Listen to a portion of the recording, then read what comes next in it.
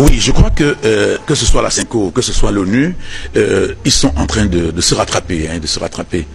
La CENCO comprend qu'elle a joué un mauvais coup, qu'elle s'est cassé la figure, parce que tout ce qu'ils font là maintenant, c'est pour après dire que bon, voilà, on a essayé de faire ce qu'on a pu, on n'a pas pu s'en sortir. Mais au départ, c'est parce que le président Kabila s'est mieux organisé, a anticipé sur tout ce qu'il voulait faire. Et eux, ils n'ont pas vendu cher la peau du président Kabila et de son équipe. Et aujourd'hui, ils se rendent compte que ils ont sous-estimé le président Kabila. Hein. Ils ont préparé un coup qui a échoué. Si vous avez suivi M. Le Drian, le ministre des Affaires étrangères de France, ou bien vous avez suivi l'ONU au départ, qui disait que cette élection n'est pas crédible, etc. etc.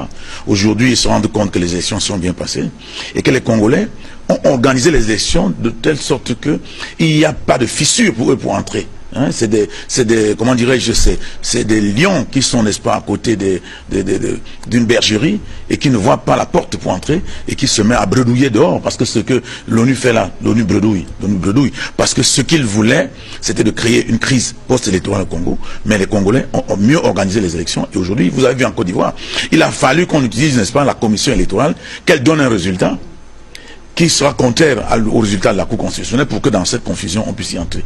Mais tout a été bien emballé. Les Congolais ont inventé une machine à voter. Ils ont mis sur pied des mécanismes qu'eux-mêmes ne comprennent pas. Et aujourd'hui, ils ont été pris au piège. Et puis, ce qu'ils font là, c'est du bavardage. Je ne pense pas. Même si l'ONU dit ce qu'elle dit, c'est parce que l'ONU ne sait plus par quelle piste entrer. Et je pense que ce n'est pas parfait, ce qui se passe au Congo. Mais nous constatons que le Congo part, n'est-ce pas, d'un pouvoir à une transition, le président ayant accepté de ne pas être candidat, c'est-à-dire que d'entrée de jeu, que la transition soit disponible, et puis aujourd'hui, que les gens viennent dire que les choses ne sont pas bien passées, la CENCO a désigné 40 observateurs, 40 000 observateurs. Mais les agents électoraux, c'est plus de 350 000 personnes. Comment est-ce qu'ils pensent qu'ils peuvent avoir des informations qui soient, n'est-ce pas, de nature à comparer à ce que la CENI peut avoir? Donc, la CENCO n'a pas les moyens, ni matériels, ni physiques, pour pouvoir, n'est-ce pas, contrarier, n'est-ce pas, les résultats de la CENCO. Tout ce que la CENCO essaie de faire, c'est le dilatoire. La CENCO, dans un premier temps, a cru pouvoir, n'est-ce pas, avoir une parole qui puisse porter. Aujourd'hui, la CENCO doit comprendre qu'elle doit se taire, elle a navigué à contre-courant, elle n'a pas pu s'en sortir et aujourd'hui, elle a honte de ce qui se passe et personne, à partir de ce que l'ONU vient de dire, ne peut contrarier de manière crédible, n'est-ce pas, les résultats qui sont en train de sortir.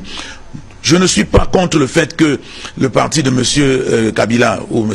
Ramazani puisse avoir la majorité à l'Assemblée et que le président soit M. Tshisekedi.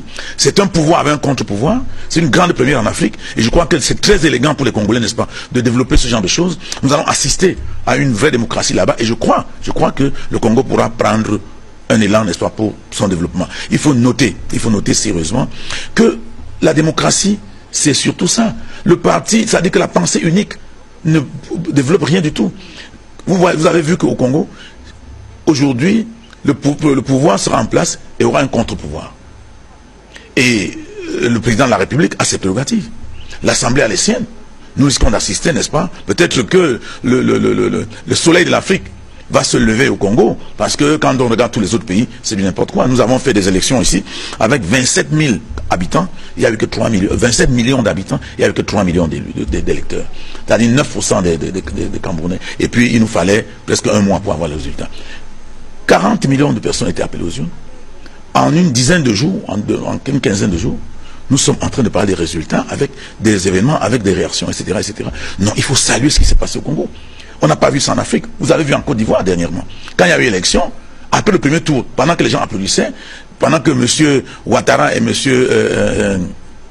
Gbagbo faisaient le débat qu'on n'a jamais vu en Afrique, deux candidats aux élections présidentielles, un débat public télévisé, on applaudissait, les Occidentaux ont trouvé que c'était trop beau pour nous. Ils ont semé la terreur, ils ont démontré que c'est une très mauvaise élection. Donc nous n'attendons rien de l'ONU.